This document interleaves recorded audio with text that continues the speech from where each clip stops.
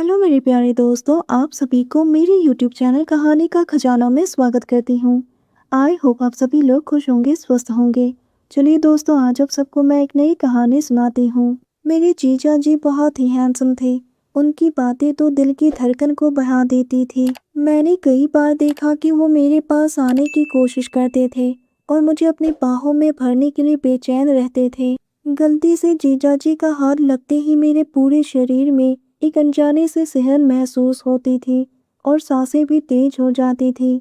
दोस्तों, मेरा नाम स्वीटी है और मैं एक सीधी सादी लड़की हूँ। सभी लोग मेरी खूबसूरती के साथ साथ मेरे लंबे बालों की भी बहुत तारीफ करते थे। मेरे बाल मेरी जांघों तक लंबे थे। एक दिन मौसी ने फ़ोन किया और मम्मी से कहा कि एक बहुत ही अच्छा लड़का है जो उन्होंने मेरे लिए पसंद की है। वो चाहती है कि एक बार मम्मी पापा लड़के से मिलकर बात कर लें। अगर लड़का पसंद आया तो शादी भी पक्की कर देंगे। मम्मी पापा भी लड़के से मिलने के लिए राजी हो गए।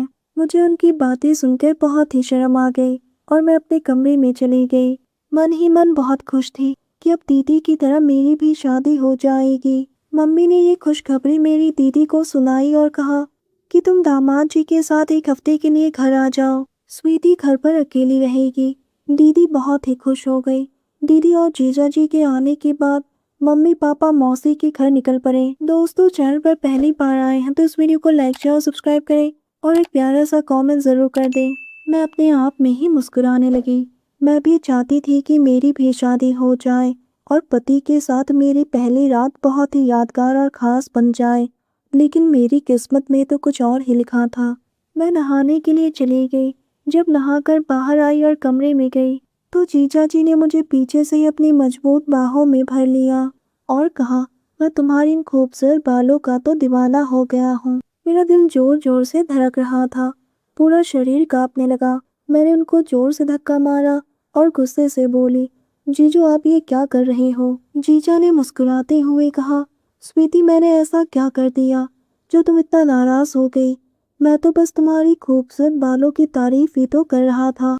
और इतना कहते ही जीजा जी मेरे बालों को फिर से सहलाने लगे। मैंने चिल्लाते हुए दीदी को बुलाया और कहा, आप अपने पति को संभालो और मुझसे दूर रखो।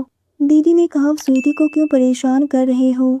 जीजा ने कहा, मैंने तो बस उसके बालों की तारीफ की थी। हमारी लाडली तो गुस्से से लाल हो गई और तुम्हें बुला लिया। शाम को खाना खाने के बाद मैं अपने कमरे में आकर सो गई। मैं गहरी नींद में थी और मुझे बहुत ही प्यारा सा एहसास हो रहा था। ऐसा लग रहा था जैसे कि कोई मुझे प्यार से सहला रहा है। मुझे एक अजीब सी बेचैनी होने लगी। मैंने पहली बार अपने होठों पर किसी की गर्म सांसें महसूस की जो मुझे मदहोश कर रही थी। मुझे पता चल गया कि ये कोई सपना नहीं, हकीकत है और हो ना हो ये जीजा जी ही हैं। मैंने अपनी आंखें खोली तो जीजा जी के होठ मेरे होठों के ऊपर आकर ठहर गई। मेरा दिल जोर जोर से धड़क रहा था और सांसें भारी हो गई। जीजा ने तो मेरे सोए हुए अरमान को जगा दिया। मैं बस उनकी तरफ देखे जा रही थी। मैंने कहा, जीजा जी दीदी आ जाएंगे। जीजा ने मुस्कुराते हुए कहा, तुम्हारी दीदी तो शॉपिंग करने गई हैं। इतना कहते ही धीरे से मेरे होठों को चूम लिया और खूबसूरत पल में खो गए। मैं अपने आप को संभाल नहीं पाई और उनका साथ देती गई। आधे घंटे के बाद जाकर हम दोनों ने अपने आप को संभाला। ये मेरे लिए एक बहुत ही नया और प्यारा एहसास था।